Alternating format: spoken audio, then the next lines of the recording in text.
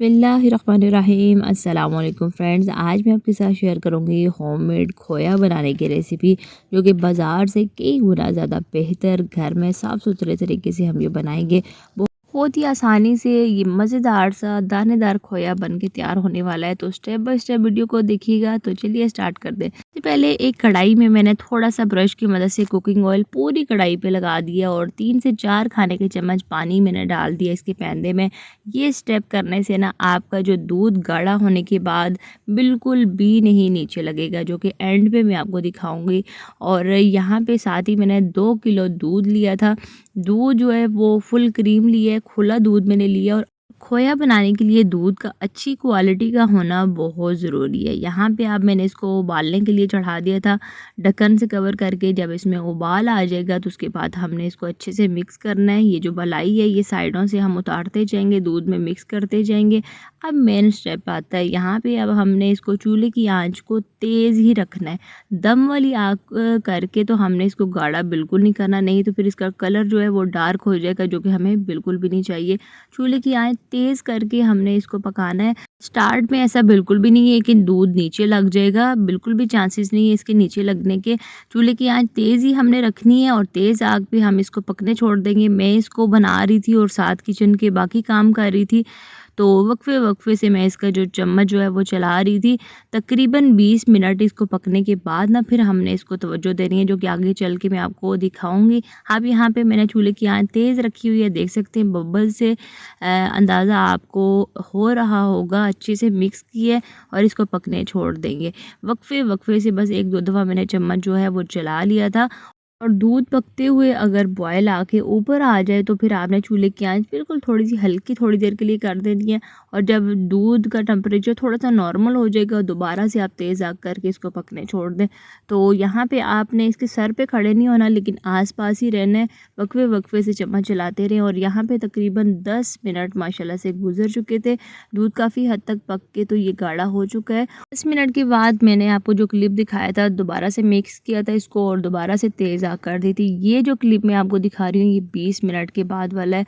काफ़ी हद तक तकरीबन आधा दूध तो ये पक चुका है इसमें। अब इसके बाद ना हमने चूल्हे की आंच तेज़ ही रखनी है और इसको गाढ़ा करते जाएंगे। कढ़ाई के आगे पीछे से जो बलाई लग जाएगी ना उसको साथ साथ हम साफ़ करते जाएंगे। अगर ये बलाई जम गई कढ़ाई के किनारों पे तो फिर बाद में ये उतारने में बहुत मुश्किल होगी। और स्पैचुला को भी अच्छे से मैंने साफ़ किया। 25 मिनट के बाद दूध की ऐसी कुछ कंडीशन थी। अब यहाँ पे जो बाकी के 5 मिनट है ना ये हमने खूब अच्छे से इस पे तवज्जो देनी है। और इस दूध को खोया को बनाने में तकरीबन 30 मिनट, मुझे आधा घंटा लगा था। और बाकी के जो 5 लास्ट वाले मिनट है ना, अब यहाँ पे हमने इसके सर पे खड़े रहना है, इसको छोड़ना बिल्कुल नहीं है। क्योंकि एंड जब स्टेज होती है ना खोया या बर्फ़ी बनाने की, तो इस स्टेज पे अगर आप थोड़ी देर के लिए भी इसको छोड़ के आगे पीछे होते हैं तो फिर इसके नीचे लगने के चांसेस बहुत ज़्यादा होते हैं। और थोड़ा सा भी दूध अगर पैंदे पे लग जाता है ना तो फिर जले हुए की जो स्मेल है ना वो बिल्कुल भी ख़त्म नहीं होती और पूरी चीज़ बर्बाद हो जाती है।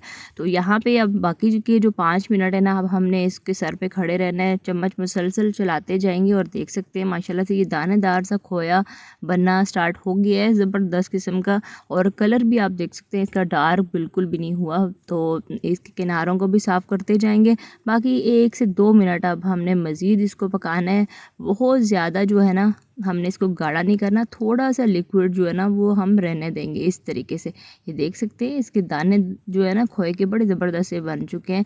इस स्टेज पे बस मैंने तकरीबन आधा मिनट इसको मज़ीद पकाना है। चूल्हे को बंद कर देंगे क्योंकि इसने ठंडा होने के बाद भी काफ़ी हद तक गाढ़ा होना है। यहाँ पे चूल्हा मैंने बंद कर दिया है। नेक्स्ट स्टेप में एक मैंने मोल्ड ले लिया है जिसमें हमने इसको शेप देनी है खोए की। वैसे ज़रूरी नहीं है कि आपने इसी में ही डालना है, आप किसी भी ढक्कन वाले डब्बे में डाल लें जिसमें आपने इसको स्टोर करना है। और यहाँ पे माशाल्लाह से कढ़ाई का पैंदा देख सकते हैं, बिल्कुल भी दूध नीचे लगने नहीं पाया। मोल्ड को अब मैं फ्रिज में रख दूँगी 2 से 3 घंटे के लिए, ताकि ये अच्छे से खोया हमारा सेट हो जाए, सख्त हो जाए। और उसके बाद फिर मैं आपको दिखाती हूँ। और यहाँ पे मैं इस मोल्ड को तकरीबन 1.5 घंटे के लिए मैंने फ्रीज़र पे जाली पे रख दिया था। तो इस तरीके से ना अच्छे से सेट, अभी बहुत अच्छे से ये खोया सेट नहीं हुआ, लेकिन मैंने इस वीडियो को फाइनल करके तो नेक्स्ट वीडियो के लिए इस खोए को इस्तेमाल करना था, तो इसलिए फिर मैंने जल्दी इसको डिश आउट कर दिया। लेकिन माशाल्लाह से बहुत ही बेहतरीन दानेदार ये खोया बन के तैयार हुआ है। डिश आउट मैंने कर दिया और इसको करीब से भी आप देख सकते हैं। और इस खोए को आप बहुत सारे हलवों में डाल के तो अपने खानों का मज़ा जो है वो दोबारा कर सकते हैं। आने वाली वीडियो इंशाल्लाह ताला गाजर के हलवे की है, जिसमें मैंने इस खोए को इस्तेमाल किया था। बहुत ही बेहतरीन किस्म का इसका टेस्ट आया था। तो इंशाल्लाह ताला नेक्स्ट आने वाली जो वीडियो है ना, उसको भी आप स्किप बिल्कुल भी नहीं करिएगा। तो मिलते हैं फिर इंशाल्लाह ताला इस गाजर के हलवे की रेसिपी के साथ। तब तक के लिए अल्लाह हाफ़िज़, फ़ी अमान अल्लाह।